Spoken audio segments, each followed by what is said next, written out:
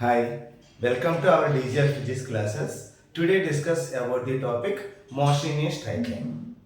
Already ప్రీవియస్గా part 1లో 2 important questions explain చేయడం జరిగింది. పార్ట్ 2లో రిమైనింగ్ 2 క్వశ్చన్స్ ఎక్స్ప్లెయిన్ చేయడం జరుగుతుంది. ఓకేనండి, ఓకే, లెట్స్ బిగిన్. క్వశ్చన్ ఏంటంటే explain advantages and disadvantages of friction. For ఎగ్జాంపుల్గా మన రోడ్డు మీద వెళ్ళే కారుకి వీల్స్ ఉంటాయి కదండి, ఆ వీల్స్కి కింద సర్ఫేస్కి మధ్యలో ఒక ఫ్రిక్షన్ ఉంటుంది. అంటే బ్లాక్ ఎలా ఉంది, దిస్ ఈజ్ ద బ్లాక్, నువ్వు అప్లై చేసే ఫోర్స్ ఎలా ఉంది అంటే దిస్ డైరెక్షన్.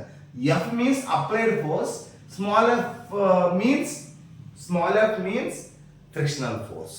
అంటే బ్లాక్ అనేది ఈ డైరెక్షన్లో వెళ్తా ఉంటే ఆ బ్లాక్కి ఈ సర్ఫేస్కి మధ్యలో ఫోర్స్ ఉంటుంది. ఆ ఫోర్స్నే ఫ్రిక్షనల్ ఫోర్స్ అంటాం. అంటే the force opposes the relative motion between body and surface. Okay, ఈ బాడీకి ఈ సర్ఫేస్కి మధ్యలో ఒక ఫోర్స్ ఉంటుంది అనమాట, అపోజ్ చేస్తూ. అంటే బ్లాక్ ఎలా వెళ్తుంటే ఫ్రిక్షనల్ ఫోర్స్ దానికి ఆపోజిట్ డైరెక్షన్లో ఉంటుంది. That is called friction. Okay, friction ఉండడం వల్ల అడ్వాంటేజెస్ ఉంటాయి, డిసడ్వాంటేజెస్ ఉంటాయి. ఓకే, అడ్వాంటేజెస్ ఏంటంటే చూడమ్మా. Advantages 1 can hold any object with fingers due to friction. అంటే suppose this is the pen. ఈ పెన్ నేను పట్టుకోవాలనుకోండి కదలకుండా, అప్పుడు మనకేంటి ఫింగర్స్తో గట్టిగా హోల్డ్ చేసి పెట్టుకుంటాం. ఒకవేళ ఫ్రిక్షన్ ఉంది కాబట్టి ఇలా గట్టిగా హోల్డ్ చేసి పెట్టుకోగలం. ఒకవేళ ఫ్రిక్షన్ లేదనుకోండి ఇలా జారిపోతుంటుంది అన్నమాట. దాన్ని మనం ఫ్రిక్షన్ లేదని అంటాం. అంటే ఈ ఫింగర్స్కి ఈ బాడీకి మధ్యలో జారిపోతూ ఉంటే దాని ఫ్రిక్షన్ 0 అని చెప్పచ్చు. ఒకవేళ ఫ్రిక్షన్ ఉందంటే ఇలా స్ట్రాంగ్గా ఉంటుంది అనమాట. Okay, that is the first point meaning అది. అంటే 1 can hold any object with fingers due to friction. That is the first point. Next, 1 can walk safely without slipping because of friction. మనం వాకింగ్కి వెళ్ళేటప్పుడు సేఫ్గా నడవగలుగుతున్నామంటే మన ఫీట్కి కింద ఎర్త్ సర్ఫేస్కి మధ్యలో ఒక ఫ్రిక్షనల్ ఫోర్స్ ఉంటుంది కాబట్టి మనం సేఫ్గా నడవగలుగుతాము.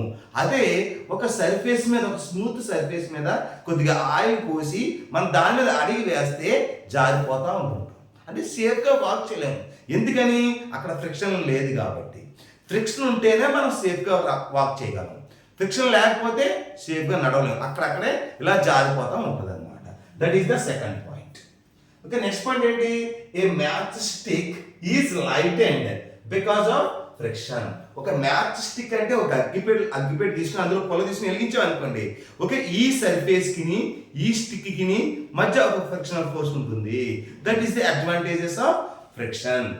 Okay, next, nails and screws are driven in the walls due to friction. ఇప్పుడు మనం క్లాత్ పెట్టుకోవాలి, లేకపోతే ఫోటో ఫ్రేమ్స్ పెట్టుకోవాలి వాళ్ళకి. అంటే ఏం చేస్తాం? ఒక మేక్ తెచ్చుకుని, ఒక చుట్టు తెచ్చుకుని గట్టి కొడతాం. ఓకేనండి, అంటే ఆ నెయిల్ అనేది వాల్ లోపలికి డ్రివెన్ అవుతుంది అనమాట, లోపలికి వెళ్తుందంటే ఆ పార్ట్కి ఆ వెళ్ళినప్పుడు ఫ్రిక్షన్ ఎక్కువ ఉంటుంది. ఫ్రిక్షన్ ఉంటుంది కాబట్టే ఆ మేక్ బయటకు రాదు. ఫ్రిక్షన్ లేకపోతే బయటకు ఎలా జారిపోతూ ఉంటుంది అనమాట, లోపలికి వెళ్ళదు. అర్థమవుతుందండి? That is the fourth point. ఓకేనండి, నెక్స్ట్ అడ్వాంటేజెస్ గురించి చెప్పుకున్నాను. నెక్స్ట్ డిసడ్వాంటేజెస్ ఏంటి? డిసడ్వాంటేజెస్ ఏంటి ఇక్కడ చూడండి. Due to friction wear and tear of the machine increases. Due to friction అంటే ఫర్ ఎగ్జాంపుల్గా మనం సైకిల్ కానీ ఏదైనా బైక్ కానీ మనం కంటిన్యూస్గా తొక్కుతాం అనుకోండి, మన టైర్స్ ఉంటాయి చూసారా, టైర్స్ ఉన్నప్పుడు ఆ రోడ్డుకి ఆ టైర్స్కి మధ్య అలా తగ్గుతూ ఉన్నప్పుడు అక్కడ మధ్య ఆ రెండింటికి మధ్య ఫ్రిక్షన్ ఉంటుంది కదా. అంటే అలా వీల్ రొటేట్ అవ్వడం వల్ల కొన్ని రోజులకి ఏమైపోద్ది, అలాగేమవుతుంది, అది అరిగి ఏమవుతుంది, ఇలా చీలిగిపోద్ది అనమాట. అంటే చిరిగిపోద్ది. అదవుతుంది టైర్ అనేది. అంటే అదేవిధంగా టైర్కి మీకు ఎగ్జాంపుల్గా అర్థమవుతుందని చెప్పాను. అంటే due to friction wear and tear, అరుగుతూ చీలిగిపోతుంది, అంటే చిరిగిపోతుంది. ఆ వీల్ అనేది అలా తిరగడం వల్ల ఆ వీలుకి మధ్యలో ఫ్రిక్షన్ ఉండడం వల్ల ఆ టైర్ అనేది అరిగిపోయి చినిగిపోతుంది. అదేవిధంగా మిషన్స్లో కూడా అదే ప్రాసెస్ జరుగుతుందండి. అలాగ మూవ్ అవడం వల్ల ఫ్రిక్షన్లో పార్ట్స్ అరిగిపోయి వర్క్ చేయడం మానేస్తాయి. అర్థమవుతుందండి? That is the disadvantages of friction. Next heat generated due to friction decrease the efficiency of engine. అంటే ఇక్కడ 2 హ్యాండ్స్ మధ్యలో ఇలాగ రఫ్ చేసాం అనుకోండి, రఫ్ చేసినప్పుడు ఏమవుతుంది, హీట్ జనరేట్ అవుతుంది. హీట్ జనరేట్ అవుతుంది బట్ నా ఎఫిషియన్సీ తగ్గిపోతుంది, అంటే ఎఫిషియన్సీ తగ్గుతుంది.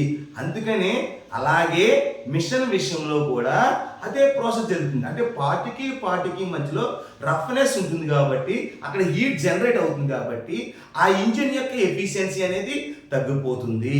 That is the second disadvantages. Okay అండి, this is the disadvantages of friction. Okay, నీ బోర్డు మీద ఎలాగైతే రాస్తానో యాస్టిస్ అలా రాస్తే సరిపోతుంది. ఓకేనండి, next one, 4th question. Mention the method used to reduce friction. Mention the method used to reduce the friction. Methods of reducing friction. Okay, అంటే ఇక్కడ మనకి ఫ్రిక్షన్ వల్ల కూడా, ఫ్రిక్షన్ జరగడం వల్ల కూడా ఫ్రిక్షన్ రిడ్యూస్ చేయొచ్చు అనే మెథడ్స్ 4 ఉంటాయి. ఆ 4 ఏంటి ఇక్కడ? ఆ 4 ఏంటి? First one polishing method, second one ఏంటి ball bearings method, third one ఏంటి లూబ్రికెంట్స్, స్ట్రీమ్ లైనింగ్. ఓకే, అందులో ఫస్ట్ పాయింట్ గురించి క్లియర్గా ఎక్స్ప్లెయిన్ చేద్దాం. By polishing the surfaces, by polishing the surfaces frictional force can be reduced. అంటే ఏంటి? ఇప్పుడు suppose for ఎగ్జాంపుల్గా మన వుడ్కి, మన మంచాలకు కానీ మన డోర్స్ కానీ హెవీగా పాలిష్ చేస్తాం. ఎందుకని? స్మూత్నెస్ పెరగడం కోసం. ఓకే, అంటే పాలిష్ చేయడం వల్ల ఫ్రిక్షన్ రెడ్యూస్ చేయొచ్చు. అంటే ఒక సర్ఫేస్ని, అంటే ఫర్ ఎగ్జాంపుల్ ఇది ఒక సర్ఫేస్ అనుకోండి, ఒక వుడ్ అనుకోండి. ఒక వుడ్కి ఇనీషియల్గా పార్టికల్స్ ఇంత దూరం ఉంటాయి. చేయడం వల్ల పార్టికల్కి మధ్య డిస్టెన్స్ డిక్రీజ్ చేసి ఫ్రిక్షన్ రెడ్యూస్ చేయొచ్చు. That is the polishing method. ఓకేనండి, next second one ball bearings. Next ఏంటమ్మా? Ball bearings. Ball bearings can reduce the friction. అంటే బాల్ బేరింగ్స్ అంటే ఏంటి? మన వెహికల్స్లో కానీ, అదేవిధంగా మన సైకిల్లో కానీ, పెద్ద మిషన్స్లో కానీ, ఇండస్ట్రీలో కానీ వాడతాం. అంటే ఫ్యాన్స్లో కూడా బాల్ బేరింగ్స్ ఉంటాయి, స్మాల్ బాల్స్ కింద ఉంటాయి. ఓకే, ఆ బాల్స్లో ఏ బాల్ బ్రేక్ అయినా సరే ఫ్రిక్షన్ ఎక్కువ అయిపోతుంది. అంటే ఆ మిషన్స్ తిరగవు ఫ్రీగా, అంటే అది స్లైడింగ్ ఫ్రిక్షన్ కింద కన్వర్ట్ అయిపోతుంది. అంటే ఆ sliding friction is converted into rolling friction. Okay, అది రోలింగ్ ఫ్రిక్షన్ గా కన్వర్ట్ చేయాలంటే ఆ బ్రేక్ అయిన ఒక బాల్ బేరింగ్ రిమూవ్ చేసి న్యూ బాల్ బేరింగ్స్ ని యాడ్ చేయాలి. ఆ వీల్ లోపల, సైకిల్ లోపల ఉంటాయి. ఓకే, ఫ్యాన్ తిరిగేటప్పుడు లోపల బేరింగ్స్ ఉంటాయి.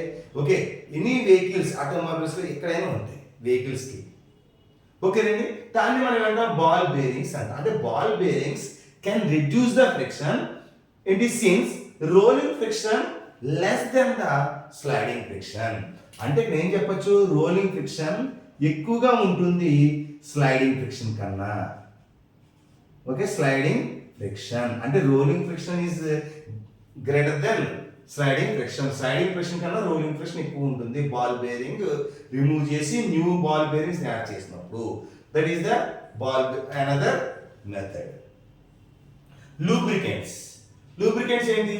Lubricants like గ్రీజెస్ or oil. Okay అండి, fill the irregularities between the surfaces in contact, thus friction is reduced. ఇప్పుడు మనం ఏదైనా మిషన్ వర్క్ చేయకపోయినా, తిరగకపోయినా, ఫ్రీగా రొటేట్ అవ్వకపోయినా, ఏదైనా కీ కరెక్ట్గా వర్క్ చేయలేకపోయినా, ఏదైనా మనకి వెహికల్స్ అనేవి సైకిల్ తొక్కేటప్పుడు కొద్దిగా ఫ్రీగా రొటేట్ అవ్వకపోయినా మనం ఏం చేస్తాం? కొద్దిగా ఆయిల్ వేస్తాం, లేకపోతే కొద్దిగా గ్రీస్ పెడతాం. ఓకే, ఆ రెండు యాడ్ చేయడం వల్ల అక్కడ బాగా హార్డ్గా రొటేట్ అయ్యే వీల్స్కి స్మూత్గా రొటేట్ అయ్యే విధంగా చేస్తాయి అన్నమాట గ్రీజెస్ కానీ ఆయిల్ కానీ. ఓకే అంటే హార్డ్గా రొటేట్ అయ్యే వీల్స్ ఏం చేస్తాయి?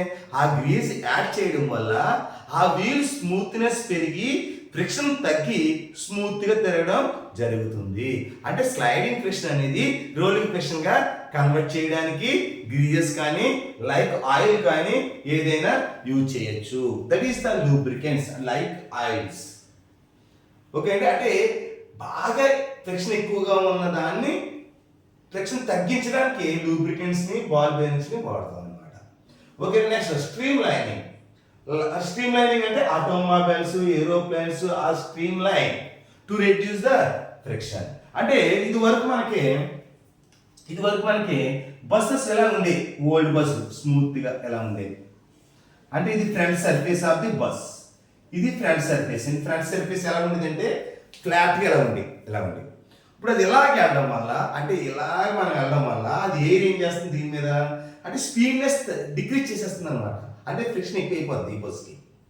ఇప్పుడు ఈ బస్సు నీకు స్పీడ్గా వెళ్ళాలి అంటే చాలా స్పీడ్గా వెళ్ళిపోవాలి మనం. ఓకేనంటే అంటే స్పీడ్గా వెళ్ళాలంటే ఇప్పుడు దీన్ని స్ట్రీమ్ లైనింగ్ చేయాలి.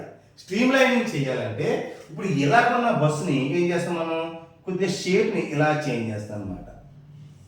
ఇలా చేంజ్ చేయడం వల్ల కొద్దిగా ఎయిర్ వచ్చి దీని నుంచి ఎయిర్ వచ్చినప్పుడు ఇది ఆపేస్తుంది కదా. ఇప్పుడు ఈ ఎయిర్ ఏం చేస్తుంది, ఇలా పైకి వెళ్ళిపోద్ది అనమాట. అంటే స్ట్రీమ్ లైనింగ్ చేయడం అంటుంది. అలా చేయడాన్ని స్ట్రీమ్ లైన్ చేయడం అంటారు. ఇప్పుడు బుల్లెట్ ట్రైన్స్ కానీ ఓకే ఏరోప్లేన్స్ కానీ ఎలా ఉంటాయి, చాలా స్మూత్గా ఉంటాయి ఫ్రంట్ సర్ఫేస్. అలా ఉండడం వల్ల ఎయిర్ లైన్స్ అనేవి ఇలా వెళ్ళిపోతాయి అనమాట. ఎయిర్ లైన్స్ ఎలా వెళ్ళడం వల్ల ఫ్రిక్షన్ తగ్గి అంటే ఎయిర్ లైన్స్ వెళ్ళడం వల్ల ఫ్రిక్షన్ ఎక్కువగా ఉన్న ఫ్రిక్షన్ అంటే తక్కువ ఫ్రిక్షన్గా కన్వర్ట్ చేసేస్తుంది. ఓకే, అది స్పీడ్గా మూవ్ అవుతుంది. అంటే స్లోగా వెళ్ళే బస్సుని స్పీడ్నెస్ పెంచడం కోసం ఒక స్ట్రీమ్ లైనింగ్ అంటాం. అంటే యాక్చువల్గా మనకి ఓల్డ్ బస్సెస్ ఎలా ఉండేవి, ఈ ఓల్డ్ బస్సెస్ ఇప్పుడు ఏంటి పాత బస్సు ఎలా ఉండేవి ఓల్డ్ బస్సులు. ఇప్పుడు దీన్ని ఏం చేస్తామంటే దీని ఫ్రిక్షన్ తగ్గించాలి మనం. అంటే ఎక్కువ ఫ్రిక్షన్ ఉంటుంది. అంటే ఎయిర్ అనేది ఏం చేస్తుందంటే ఈ ఫ్లాట్ సర్ఫేస్ ఆపేస్తూ ఉంటుంది అనమాట. ఇలా వచ్చినప్పుడు ఎయిర్ అనేది ఇలా ఆపేస్తుంటుంది. అంటే ఎక్కువ ఫ్రిక్షన్ ఉంటుంది కదా. అప్పుడు దీన్ని ఏం చేస్తాం, ఈ బస్సుని ఇలా కన్వర్ట్ చేసేస్తాం, స్ట్రీమ్ లైన్ చేస్తారు. స్ట్రీమ్ లైన్ చేయడం వల్ల అప్పుడు ఎలా వచ్చిన ఎయిర్ లైన్స్ ఎలా పైకి వెళ్ళిపోతాయి అనమాట. అప్పుడు ఏమవుతుంది, ఎక్కువగా ఉన్న ఫ్రిక్షన్ని తక్కువగా కన్వర్ట్ చేసేస్తుంది. అంటే ఎయిర్ ఇలా పైకి మూవ్ అవడం వల్ల ఆ బస్సు ఫ్రీగా మూవ్ అవుతుంది అనమాట. That is the reducing friction అని చెప్పవచ్చు. ఇలాగే బస్సెస్కి కాదు ఏరోప్లేన్స్ కానీ ఆల్ ఆటోమొబైల్స్ యొక్క షేప్ని కన్వర్ట్ చేసి దాని యొక్క స్పీడ్ పెంచడం కోసం అంటే ఫ్రిక్షన్ రెడ్యూస్ చేయడం కోసం స్ట్రీమ్ లైన్ చేస్తారు. అది బుల్లెట్ ట్రైన్స్కి ఉంటాయి, ఎనీ ఆటోమొబైల్స్, బుల్లెట్ ట్రైన్కి, ఏరోప్లేన్స్కి, ఆటోమొబైల్స్కి ఇవన్నిటిని కూడా స్ట్రీమ్ లైనింగ్ చేసి ఆ వెహికల్స్ యొక్క స్పీడ్ పెంచడానికి ఈ స్ట్రీమ్ లైనింగ్ చేయడం అంటారు. పెంచడాన్నే స్ట్రీమ్ లైన్ చేయడం అంటారు. Okay, that is the fourth method. నేను ఎక్స్ప్లెయిన్ చేసిన తర్వాత ఓకే ఒకసారి నీ బోర్డు మీద రాసిన కూడా మీరు నోట్ చేసుకోండి. అర్థమవుతుంది. ఇదే యాస్టీజీ ఎగ్జామ్లో రాస్తే సరిపోతుంది అనమాట. నెక్స్ట్ క్వశ్చన్ చూడండి, fifth question. Derive expression for the maximum possible speed of a car moving on a banked road. అంటే బ్యాంక్డ్ రోడ్ అంటే అర్థం ఏంటి, మనం రోడ్డు మీద కార్ మీద వెళ్తున్నప్పుడు ఎక్కడా స్ట్రైట్ రోడ్స్ ఉండవు కదా, ఎక్కడో దిక్కున మనకు కరువు వస్తుంది. కరువు వచ్చినప్పుడు ఆ రోడ్ దగ్గర ఏం చేస్తారంటే స్మూత్గా వేయండి, కొద్దిగా ఇలా క్రాస్గా పెడతారు అనమాట రోడ్డు. అంటే ఇలా ప్లేన్గా ఉండదు. ప్లేన్గా ఉండకుండా ఏం చేస్తారు, కొద్దిగా ఇలా హైట్ పెంచుతారు. అంటే ఒక దిక్కున హైట్ పెడతారు, ఒక దిక్కున డౌన్ పెడతారు. ఎందుకంటే ఇలా పెట్టడం వల్ల యాక్సిడెంట్లు అనేవి తగ్గుతాయి అనమాట. అంటే దీన్నే మనం బ్యాంక్ రోడ్ అంటాం. ఈ మలుపు వచ్చినప్పుడు అక్కడ మినిమం స్పీడ్ ఎంత మెయింటైన్ చేయాలి కారు. ఓకే, అక్కడ మనం ఆ మలుపులో మనం ఎటువంటి యాక్సిడెంట్లు అవ్వకుండా స్మూత్గా సేఫ్గా వెళ్ళాలంటే మనం మినిమం ఎంత స్పీడ్ మెయింటైన్ చేయాలి ఆ కార్కి, ఆ వాల్యూ అంతా మనం ఫైండ్ అవుట్ చేద్దాం. ఓకేనండి, చూద్దాం. ఫస్ట్ ఏంటంటే let us consider A car moving on A bank road. ఇది బ్యాంక్ రోడ్. ఈ బ్యాంక్ రోడ్ మీద ఒక కార్ ఉందనుకోండి. This is the car. Okay, ఈ కార్ ఎలా ఉన్నప్పుడు వెయిట్ అంటే కార్ అనేది ఒక బ్యాంక్ రోడ్ మీద ఉంది హైట్లో. సో మనకి వెయిట్ అంటే normal force acts vertical upwards. కార్కి అప్వర్డ్స్లో ఉన్న ఫోర్స్ నార్మల్ ఫోర్స్ అంటాం. The weight acts vertically downwards. ఈ కార్కి డౌన్వర్డ్స్లో వెయిట్ ఉంటుంది, అది అంతమా mg. కారు స్మూత్గా వెళ్ళాలి ఈ రోడ్డు మీద మలుపులో పడిపోకుండా. అంటే స్మూత్గా వెళ్ళాలంటే నువ్వు మినిమం ఎంత స్పీడ్ మెయింటైన్ చేయాలి ఆ కారు. ఓకే, ఈ టర్నింగ్ వచ్చినప్పుడు ఒక మినిమం స్పీడ్ మెయింటైన్ చేస్తాం, ఆ స్పీడ్ అంతా. సో ఇక్కడ మనకి ఈ నార్మల్ ఫోర్స్ ఇలా యాక్ట్ చేస్తే వెయిట్ అండ్ డౌన్వర్డ్స్కి యాక్ట్ చేస్తుంది. ఓకే, ఇంక్లైన్ ప్లేన్కి ఈ ప్లేన్ సర్ఫేస్కి ఇంక్లినేషన్ అంతా టేట్ అయితే దీని మీద కార్ ఉంది, ఆ కార్ మీద యాక్ట్ చేసే నార్మల్ ఫోర్స్ అప్వర్డ్స్ ఉంటుంది, weight acts vertically downwards. So normal force can be resolved into two rectangular components. So this is the one of the component, another component. అంటే this angle is theta, this angle is theta. అంటే ఇక్కడ angle ఎంత చేస్తుందో incline plane ఈ normal కి vertical కి మధ్యలో angle కూడా అంతే ఉంటుందండి.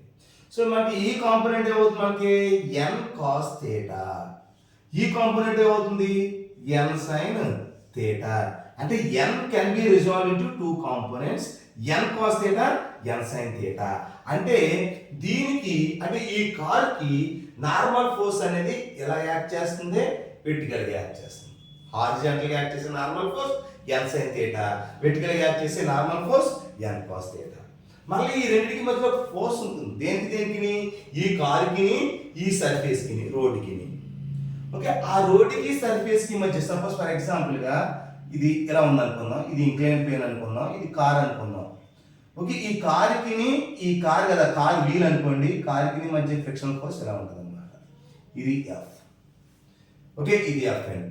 ఎఫ్ కాబట్టి నువ్వు ఇప్పుడు నార్మల్ ఫోర్స్ వెయిట్ ఎలా యాక్ట్ చేస్తుంది కదా, అంటే force can B resolve into two rectangular components. అప్పుడు ఈ యాంగిల్ ఎంత చేస్తుందో అప్పుడు ఈ ఫోర్స్ కి అంత యాంగిల్ చేస్తుంది అనమాట. అప్పుడు ఈ కాంపోనెంట్ ఏమవుతుంది మనకి ఇక్కడ angle theta with horizontal. So మనకి this component is f cos theta, this component is f sin theta. అప్పుడు ఇంకో కాంపోనెంట్ ఉంది, ఇక్కడ ఫోర్స్ ఉంది, f cos theta ఉంటుంది, n sin theta ఉంటుంది, అంటే n sin theta. అలాగే ఇక్కడ ఏం ఫోర్స్ ఉంది, ఇక్కడ n sin theta ఉంటే n sin theta ఇక్కడ ఎలా ఉంది, అంటే ఇది n cos theta. ఇంకా వెయిట్ ఇలాగ ఎంత వస్తుంది, డౌన్వర్డ్స్, mg డౌన్వర్డ్స్. అంటే ఎన్ని ఫోర్స్ ఉన్నాయి మొత్తం, కార్ వెయిట్ వల్ల నార్మల్ ఫోర్స్, కార్ ఎన్ని ఫోర్స్ ఉన్నాయి మొత్తం, టూ ఫోర్స్ ఉన్నాయి, normal forces and frictional force. అంటే కార్ వల్ల వచ్చే weight n cos theta vertical గా ఉన్న వెయిట్, సారీ కార్ వల్ల వచ్చే నార్మల్ ఫోర్స్ ఎంత, నార్మల్ అంటే ఏంటి, కార్ ఎలా ఉంది కింద యాక్ట్ చేసే రోడ్డు మీద ఉంది, నార్మల్ ఫోర్స్ ఎప్పుడు కూడా పెర్పెండిక్యులర్ డైరెక్షన్ ఉంటుంది. ఇప్పుడు ఈ పెన్ ఉంది, ఈ పెన్ ఎలా ఉంది అనుకో, normal force acts this direction.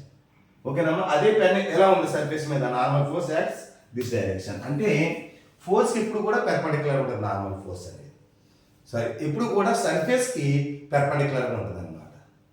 ఓకేనండి, అంటే చూడండి, అంటే ఇక్కడ ఎన్ని ఫోర్సెస్ ఉన్నాయి, ఇక్కడ మనకి టూ ఫోర్సెస్ ఉన్నాయి. హారిజాంటల్ డైరెక్షన్ లో టూ ఫోర్సెస్ ఉన్నాయి, వెర్టికల్ గా టూ ఫోర్సెస్ ఉన్నాయి, upward forces, downward forces, right side forces and left side forces. అంటే కారు ఎలా రోడ్ మీద తిరుగుతున్నప్పుడు ఈ డైరెక్షన్ లో ఫోర్స్ యాక్ట్ చేస్తుంది, ఆ ఫోర్స్ ని సెంట్రిపెటల్ ఫోర్స్ అంటాం. అంటే ఈ కార్ ఇలా టర్నింగ్ అవుతున్నప్పుడు towards centre of force act చేస్తుంది, away from the centre of force act చేస్తుంది. సో ఈ కర్వ్ దగ్గర ఒక సెంటర్ తీసుకుంటే ఒక రేడియస్ ఉంటుంది, అంటే away from the centre act చేసే ఫోర్స్, అంటే దిస్ డైరెక్షన్ లో ఉన్న ఫోర్స్ ని సెంట్రిపెటల్ ఫోర్స్ అంట, అంటే mv²/r అని చెప్తాము. అంటే mv²/r అనేది సెంట్రిపెటల్ ఫోర్స్. సెంట్రిపెటల్ ఫోర్స్ అంటే కారుకి బయట అంటే సర్క్యులర్ మోషన్ లో తిరుగుతున్నప్పుడు కారు బయటకున్న force, mv²/r. Towards the centre ఉన్న ఫోర్స్ ని సెంట్రిఫ్యూగల్ ఫోర్స్ అంటాము. Centripetal force mv²/r, centrifugal force mv²/r same. So ఇక్కడ మనకి ఎలాంగ్ హారిజాంటల్ డైరెక్షన్ ఉన్న ఫోర్సెస్, ఎలాంగ్ వర్టికల్ డైరెక్షన్ ఉన్న ఫోర్సెస్ కార్కి. ఓకేనమ్మా, ఫస్ట్ ఎలాంగ్ వర్టికల్ డైరెక్షన్ ఉన్న ఫోర్స్ ఏంటో చూద్దాం. ఏంటి మనకి వర్టికల్ డైరెక్షన్ ఉన్న ఫోర్స్, ఫస్ట్ అప్వర్డ్ ఫోర్స్, అంటే total upward force is equal to total downward forces. అంటే అప్వర్డ్ ఫోర్స్ అంటే n cos theta is equal to f sin theta plus mg, f sin theta plus mg. f అంటే మనకి frictional force, అంటే friction ఎలా ఉందంటే this direction, అంటే frictional force F is equal to, అంటే Fs కాబట్టి rest లో ఉంటుంది కాబట్టి మాక్సిమం స్టాటిక్ ఫ్రిక్షనల్ ఫోర్స్ ఉంటుంది కాబట్టి µs ఇంటూ n. అంటే Fs ప్లేస్ లో this is the static frictional force, అంటే ఎలా అర్థం, n cos theta is equal to Fs place లో ఎలా అర్థం, µs into n sin theta. Okay, µs into n sin theta plus mg. ఇది ఈ వాల్యూ తీసుకొచ్చేయండి, అంటే n cos theta is equal to minus ఎవరు తీసుకొస్తే minus mu s into n sine theta is equal to mg. ఇక్కడ n common తీసాం అనుకోండి, n into cos theta minus mu s into sine theta is equal to mg. So నాకు n కావాలనుకోండి, N is equal ఎంత వస్తుంది, MG by ఎంత వస్తుంది, cos theta minus mu s into sine theta. Okay, ఈ n value అలా వచ్చాను పక్కన, తర్వాత ఉపయోగపడుతుంది. ఇదంతా ఇది ఫ్రమ్ డయాగ్రామ్ నుంచి. ఓకే, ఎలాంగ్ వెర్టికల్ అనమాట. ఓకే, ఇక్కడ ఏం అర్థం, along y axis, along y axis అని పెట్టి ఇది రాశారు. Next along x axis, along x axis ని చూద్దాం. ఎలాంగ్ ఎక్స్ యాక్సిస్ మీద ఉన్న force n sine theta f cos theta, రెండు ఒకే డైరెక్షన్ ఉన్నాయి కాబట్టి రెండు ప్లస్ చేసేయండి. అంటే n sine theta plus f cos theta away from the centre ఉన్న ఫోర్స్ ఎంత, MV square by R, MV square by R అనమాట. సో ఇక్కడ ఎఫ్ అంటే ఎంత తెలుసు మీకు, ఎఫ్ అంటే మ్యూఎస్ ఇంటూ ఎన్, అంటే n sine theta plus f ప్లేస్లో మ్యూఎస్ ఇంటూ ఎన్ పెట్టండి, అంటే mu s into n cos theta is equal to mv square by r. Okay, f అంటే మ్యూఎస్ ఇంటూ ఎన్ అనమాట. లేకపోతే ఇక్కడ ఎఫ్ఎస్ పెట్టుకోండి, స్టాటిక్ ఫ్రిక్షనల్ ఫోర్స్ కదా, అంటే స్టాటిక్ ఫ్రిక్షనల్ ఫోర్స్ అంటే రెస్ట్లో వచ్చేస్తుంది ఆల్మోస్ట్, అంటే రెస్ట్లో ఉన్నదే స్టాటిక్ ఫ్రిక్షనల్ ఫోర్స్, మోషన్లో ఉంటే kinetic frictional force, wheel rotate అవుతే రోలింగ్ ఫ్రిక్షనల్ ఫోర్స్ అంటాం. ఓకేనండి, ఇప్పుడు దీని ఈక్వేషన్ 1 అనుకోండి, ఓకే. ఇప్పుడు మనకి ఎన్ వాల్యూ ఉంది కదా, ఎన్ వాల్యూ సబ్స్టిట్యూట్ ఇన్ ఈక్వేషన్ 1లో రాద్దాం. ఓకే, ఈ వాల్యూని తీసుకొచ్చి ఇక్కడ రాసేద్దాం.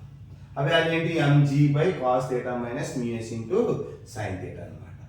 ఓకే అండి, ఒక్కసారి నేను బోర్డు మీద ఎలా రాస్తున్నానో యాస్టీస్గా ఎగ్జామ్లో అలా రాస్తే సరిపోతుంది. ఎన్ వాల్యూ సబ్స్టిట్యూట్ ఇన్ ఈక్వేషన్ 1 రాసాం కదా, ఇప్పుడు ఈ ఈక్వేషన్ 1లో ఈ వాల్యూని రాద్దాం. అప్పుడు ఎంత, ఎన్ ప్లేస్లో ఇది రాసేయండి.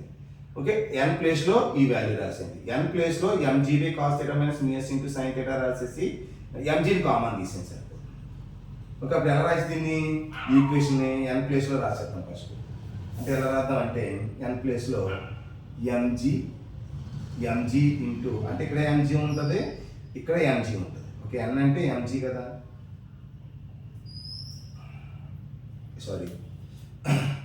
Okay, n value substitute in equation 1. Equation 1లో ఈ ఎన్ వాల్యూని తీసుకొచ్చి ఇక్కడ రాసాను. ఎన్ వాల్యూ ఏంటంటే ఎంజీ బై ఎంతమ్మా, mg by cos theta minus mu s sine theta, n ప్లేస్లో ఈ వాల్యూ రాశాను, ఇంటూ ఎంతమ్మా, into sine theta. Next plus ఎంతమ్మా, మ్యూఎస్, ఓకే, మ్యూఎస్ ఇంటూ మళ్ళా ఎన్ ప్లేస్లో ఇది రాశాను, ఎంజీ బై ఎంత, cos theta minus mu s into sine theta బ్రాకెట్లో వచ్చేసింది. ఓకే, ఎన్ ప్లేస్లో ఇంటూ ఎంతమ్మా, cos theta is equal to, is equal to, ఇక్కడ మనకి mv square by r, just n ప్లేస్లో వాల్యూ రాసేది. చూడప్పుడు మనం ఏం చేద్దామంటే దీన్ని ఎంజీ కామన్ తీసేస్తే ఇంకేముంటుంది ఇక్కడ మనకి, sine theta plus mu s cos theta by ఇక్కడ ఏం చేద్దాం, cos theta minus mu s into sine theta is equal to ఎంతండి, ఎంవి స్క్వేర్ బై ఆర్. ఎక్కువ ఉన్నది నేను యాస్టిక్గా రాశాను జస్ట్. ఓకేనమ్మా, దీన్ని ఎలా రాసాను సింపుల్గా. Okay, mg by cos theta minus mu s sine theta రాసిన ప్రాబ్లం లేదు, నాకు ఈక్వేషన్ కన్వర్షన్ కోసం ఇలా రాసాను అంతే జస్ట్. ఇక్కడ ఏం చేస్తానంటే న్యూమరేటర్లో డినామినేటర్లో ఇక్కడ కాస్ థీటా కామన్ తీసుకుంటున్నాను, ఇక్కడ. Okay, mg into cos theta common తీసుకున్నాను అనుకోండి, సో కాస్ థీటా కామన్ తెద్దాం. ఓకే, కాస్ థీటా కామన్ చేస్తే ఏముంటుంది ఇక్కడ మనకి, కాస్ థీటా కామన్ చేస్తే ఇక్కడ ఎలా రాసుకో, sign theta by cos theta కింద రాయొచ్చు. ఓకే, ఇక్కడ కాస్ థీటా కామన్ తీసేస్తే sign theta by cos theta, అంటే కాస్ థీటా క్యాన్సిల్ అయ్యి మళ్ళీ ఇదే రావాలి. ఓకే, ప్లస్ ఇక్కడ ఏం కామన్ తీసంటే కాస్ థీటా కామన్ అయితే ఇక్కడ ఏం చేద్దామంటే ఈ ఈక్వేషన్లో కాస్ థీటా కామన్ తీద్దాం. కాస్ థీటా కామన్ తీస్తే sign theta by cos theta అని రాసుకొస్తుంది. ఎందుకంటే కాస్ థీటా క్యాన్సిల్ అయిపోతే మళ్ళీ సైన్ థీటా వస్తుంది. సో ఇక్కడ మనకి ఎంత వస్తుంది? మ్యూఎస్ మిగులుతుంది. కాస్ థీటా కామన్ తీసాం కదా, బై ఎంత వస్తుంది? ఇక్కడ కూడా కాస్ థీటా కామన్ తీసింది. కాస్ థీటా కామన్ తీస్తే ఎంత వస్తుంది? ఇక్కడ 1 మైనస్ ఇక్కడ mu s into sine theta by cos theta వస్తుంది. Okay, is equal to same M V square by R వస్తుంది అన్నమాట. సో ఇక్కడ మనకి ఎంజీ అలా ఉండేసాం అనుకోండి. ఓకే, కాస్ థీటా రెండు క్యాన్సిల్ చేసేసింది డినామినేటర్లో న్యూమరేటర్లో. ఇక్కడ వాల్యూ ఎంత వస్తుంది మనకి? ఎంత వస్తుంది మనకి? చూడండి ఇక్కడ sign theta. Okay, sign theta by cos theta అంటే ట్యాన్ థీటా ప్లస్ మ్యూఎస్ బై ఎంతమ్మా? 1 minus mu s into tan theta అనమాట. మ్యూఎస్ ఇంటూ ట్యాన్ థీటా అంటే sign theta by cos theta అంటే ఏంటమ్మా? Tan theta. ఇక్కడ ట్యాన్ థీటా రాసుకోవచ్చు, ఇక్కడ ట్యాన్ థీటా రాసుకోవచ్చు. ఈజ్ ఈక్వల్ ఎంత వస్తుంది మనకి? ఎంబీ స్క్వేర్ బై ఆర్ అండి. ఇదంతా ఇప్పుడు వరకు రాసుకున్నాము. ఓకే చూడండి, దీని తర్వాత మనం ఏ రాయొచ్చు? ఇక్కడ చూడండి, లెఫ్ట్ సైడ్ ఎమ్నే రైట్ సైడ్ ఏమో క్యాన్సిల్ చేసేస్తే ఇంకేముంటుంది మనకి? ఇక్కడ జీ ఇంటూ ఎంత మిగులుతుంది? ట్యాన్ థీటా మైనస్ మ్యూఎస్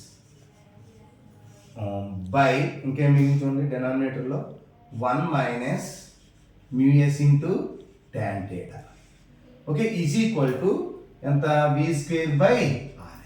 దీన్ని క్రాస్ మల్టిప్లికేషన్ చేసి క్రాస్ మల్టిప్లికేషన్ చేస్తే ఇక్కడ ఆర్ ఎక్కడికి వచ్చేస్తుంది అంటే v square is equal to rg into tan theta minus mu s by ఎంతండి? 1 మైనస్ మ్యూఎస్ ట్యాన్ థీటా అనమాట. అంటే మనకి వి కావాలనుకోండి, v is equal to square ఎంత తీసుకొచ్చింది అంటే root over rg into tan theta minus mu s by 1 minus mu s into tan theta. Curve వచ్చినప్పుడు మనకి ఎటువంటి యాక్సిడెంట్లు అవ్వకుండా మినిమం ఎంత స్పీడ్ మెయింటైన్ చేయాలంటే rg into tan theta minus mu s by 1 minus mu s into tan theta. Okay అండి, ఆ minimum speed ఇది అప్లై చేస్తే సేఫ్గా మనం రీచ్ అవ్వచ్చు అన్నమాట ఆ కర్వ్ని. ఓకే, ఒకవేళ మనకి in the absence of friction ఎటువంటి ఫ్రిక్షన్ లేదనుకోండి, అంటే ఆబ్సెన్స్ ఆఫ్ ఫ్రిక్షన్ అంటే మ్యూ వాల్యూ 0. ఒకవేళ ఫ్రిక్షన్ సర్ఫేస్కిని అంటే ఆ వీల్కిని కింద సర్ఫేస్కిని మధ్య ఫ్రిక్షనల్ ఫోర్స్ అంటే కోఎఫిషియంట్ ఆఫ్ ఫ్రిక్షనల్ ఫోర్స్ 0 అయితే వెలాసిటీ ఎంత ఉంటుంది మనకి? v ఈజ్ ఈక్వల్ టు అంటే మ్యూఎస్ ప్లేస్లో 0 పెట్టండి, మ్యూఎస్ ప్లేస్లో 0 పెట్టండి. ఓకే, కాబట్టి ఈ వాల్యూ అంతా 0 అయిపోతుంది. అంటే ఫైనల్గా ఎంత వస్తుంది మనకి? రూట్ ఓవర్ ఆర్జీ ఇంటూ ఎంత వస్తుంది? ఇక్కడ tan theta. R g into tan theta. ఈ ఫార్ములా ఎప్పుడు యూజ్ చేస్తాం మనం? కారు యొక్క వీల్స్కి సర్ఫేస్కి మధ్యలో ఫ్రిక్షనల్ ఫోర్స్ లేకపోతే న్యూ వాల్యూ 0 అయితే మినిమం స్పీడ్ ఎంత మెయింటైన్ చేయాలంటే అది మెయింటైన్ చేయాలి. ఒకవేళ మనకి వీల్స్కి కింద రోడ్డుకి మధ్యలో ఫ్రిక్షనల్ ఫోర్స్ ఇచ్చారు అనుకోండి న్యూ వాల్యూ, అప్పుడు మనం ఈ ఫార్ములా అప్లై చేయాలన్నమాట. ఓకేనండి. ఓకే, ఈ వీడియో కనుక నచ్చినట్లయితే లైక్ చేయండి, షేర్ చేయండి. ఏమైనా డౌట్స్ ఉంటే కామెంట్ రూపంలో సెండ్ చేయండి. Please subscribe my DGR physics classes. Thank you.